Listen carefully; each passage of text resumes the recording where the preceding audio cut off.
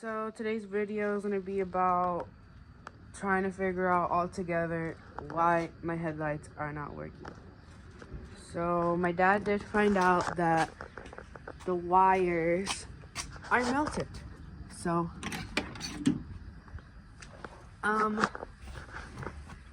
here's, let me put the flash on. The carpet, I screwed off the little button there for the high beams, and the wires are melted. So that's why the headlights are not getting power to turn on. And I don't know what my dad's gonna show me right now, but quick, headlight switch actually works in a very weird way where it has power running to it, but you would think that this would actually control your headlights right off the bat when you pull them in and out, or if you have the Centennial lighting system like this one does. And crazy enough, no, it's not just a switch. The power comes in here from the battery without a fuse. Then it shoots down to your high beam switch and this yellow wire here, which is a constant power without a fuse. Once it reaches here, this determines what's going to stay on: your high beams, which are all four, or your low beam, which are just the outer two. If there's a problem here, believe it or not, your headlights will not work. They're not going to turn on. So at some point, this switch here got damaged, because it's supposed to have a plug, and it no longer has a plug. So somebody went and did what I would have done regardless if that was the issue. Try to get this guy out. All right. And put these guys in here, which are no solder. Or you could, I normally go and solder them out, but some people don't solder. You just put the wire in it and crimp it. This top one here, the yellow one, is your constant power. And these two here determine which way the power current is going, whether it's going to fire up all four or just the outer, meaning high beam, or just the low beams. So pretty much with the current tester, I'll hook up momentarily, and you see that it has power.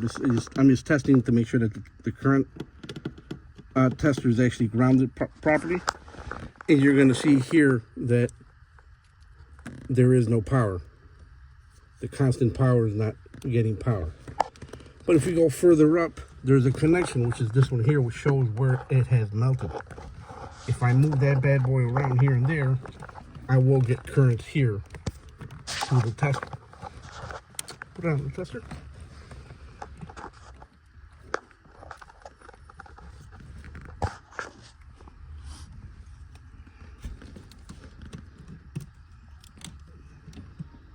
can you get electrocuted while doing this? I'm sure you probably can, but not too bad because there's only 12 volts. Ow. But let me see, make sure I still got current in here. All right. I'm still not getting no power, so I'm going to shove that there.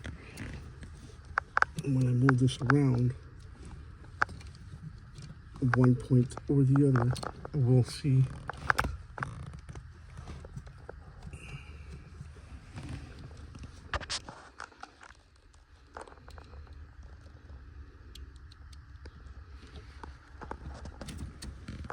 And now you got the current there.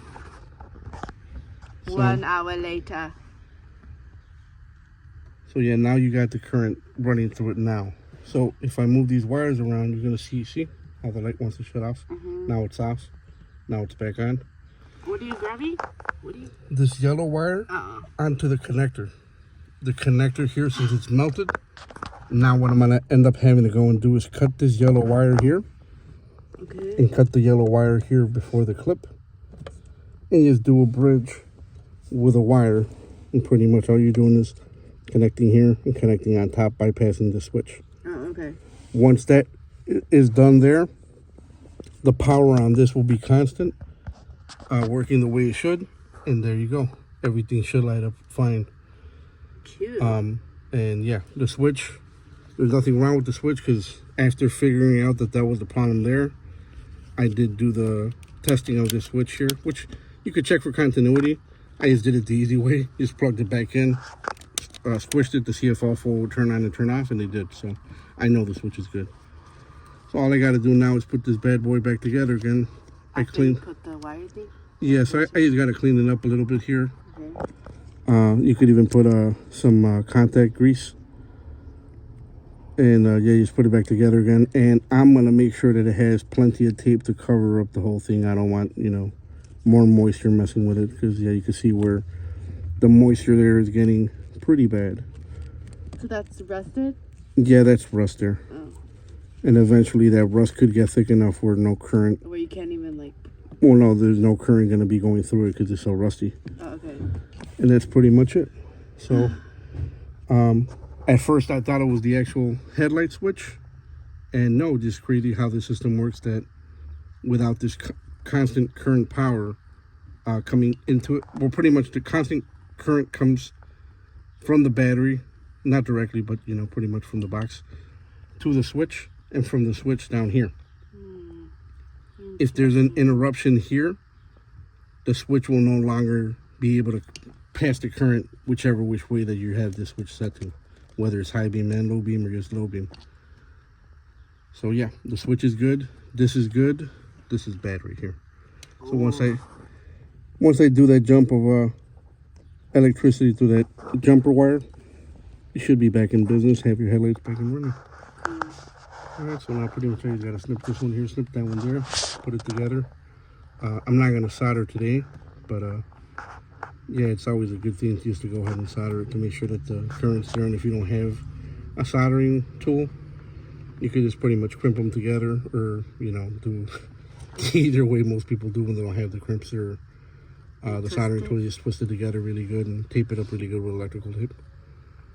Alright, so let's get to it. Hey, hey, hey.